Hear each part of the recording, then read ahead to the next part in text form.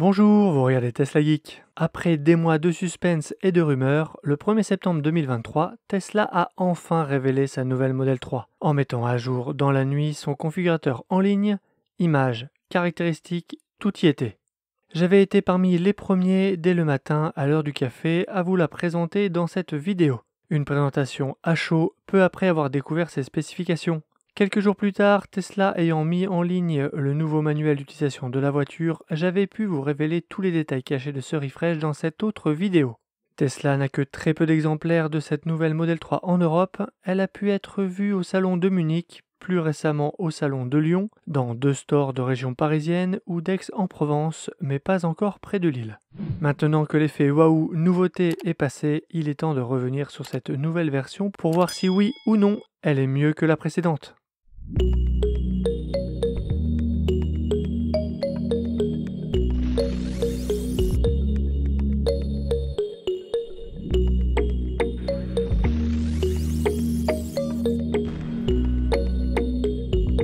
Tesla a nommé cette nouvelle Model 3 la Model 3 améliorée. Mais fait-elle vraiment honneur à ce qualificatif? Sur beaucoup de points, oui, mais sur d'autres, non. Et elle soulève d'ailleurs plusieurs questions qu'on verra en fin de vidéo. Voyons tout ça.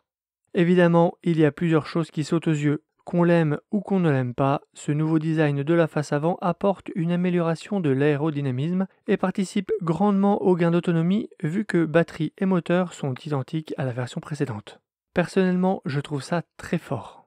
J'aimais bien l'ancienne face avant, plus en rondeur, et je pense que la nouvelle rend mieux en vrai que sur des photos. J'ai vraiment hâte de la voir.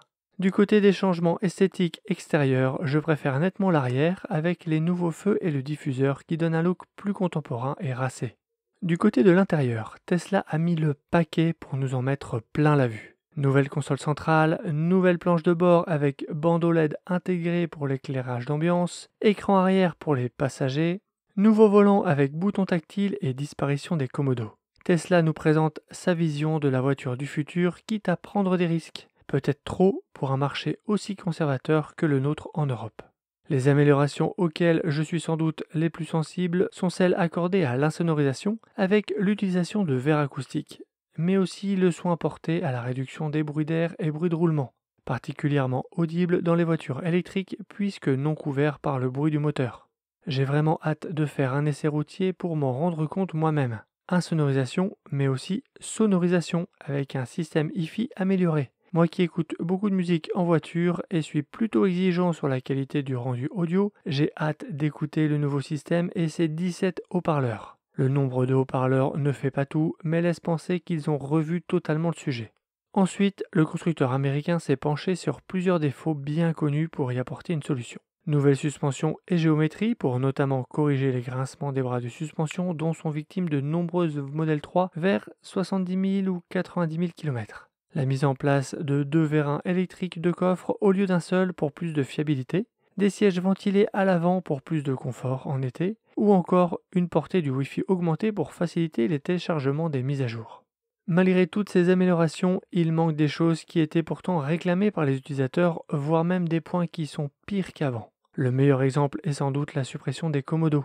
Bien que parfois leur fonctionnement diffère légèrement d'un constructeur à l'autre, ces commandes de part et d'autre de la colonne de direction sont ancrées dans nos habitudes. Ils permettent de mettre les clignotants, quelle que soit la position du volant ou des mains sur celui-ci. En remplaçant les commodos par des boutons tactiles sur le volant, dans le cas des clignotants, ou par des boutons sur l'écran, dans le cas du sélecteur de vitesse, Tesla dégrade l'expérience utilisateur, dans le but de nous faire entrer dans sa conception de ce que doit être la voiture du futur. Certains diront qu'il suffit de s'habituer, qu'il y a une période d'apprentissage comme pour toute nouvelle chose. Alors oui, je suis d'accord, mais ce n'est pas pour autant plus ergonomique ni plus pratique. C'est pour cela que je pense que Tesla prend un risque avec ce retrait des commodos, et que ça risque d'être rédhibitoire pour certaines personnes pour qui passer à l'électrique, sans écran derrière le volant, est déjà un grand pas. C'est comme la suppression des capteurs de stationnement. Cela fonctionnait très bien. Pourquoi vouloir les enlever ? À la place, Tesla Vision apporte certes une surveillance des bordures de trottoir, mais en termes de mesure de distance, c'est beaucoup moins précis. Et un an après, les fonctionnalités de parking auto et de sortie auto du pack EAP, autopilote amélioré, ne sont toujours pas opérationnelles sur les voitures sans capteur. C'est encore plus dommageable si on pense que ces retraits sont motivés par des économies d'échelle sur ses composants. Ça, c'était pour moi les deux plus gros points négatifs de cette nouvelle Model 3. J'espère que, comme Apple, avec le clavier papillon, la touch bar et la suppression des connectiques, Tesla écoutera ses utilisateurs et reviendra en arrière pour revenir à ce qui se fait de mieux en termes d'ergonomie. Parmi les équipements souvent acclamés mais toujours absents, il y a l'affichage tête haute. Personnellement, je n'y ai jamais goûté, donc ça ne me manque pas. Mais il paraît que c'est vraiment très bien. L'écran derrière le volant, mais idem, je n'en ressens pas le besoin. L'absence d'occultant du grand toit panoramique pour éviter que ça chauffe trop l'été. Le V2L ou véhicule to load pour alimenter des appareils électriques, voire même sa maison avec l'énergie contenue dans sa batterie. Les phares Matrix LED ou plus exactement le logiciel qui permet de les contrôler, car le matériel est déjà présent sur les Tesla depuis plus de 2 ans maintenant, mais la voiture ne sait pas en tirer parti. Pas non plus de volant capacitif pour l'autopilote.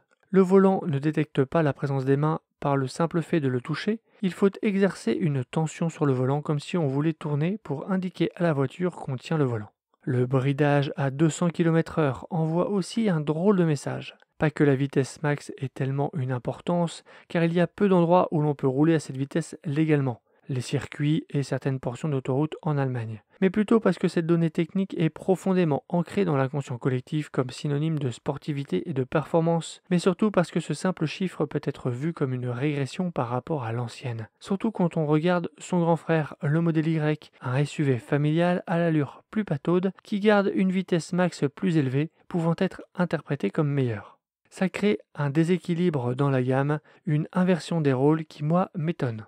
Enfin, comme d'autres, j'espérais une amélioration du côté de la durée de la recharge rapide. La Model 3 est une excellente routière, mais niveau vitesse de recharge, celle-ci prend du retard par rapport à Hyundai par exemple, qui grâce à sa plateforme 800 volts excelle dans le domaine. Tesla a pourtant réussi avec son modèle Y berlinois, de par les performances de supercharge de la batterie BYD Blade, à faire un net progrès.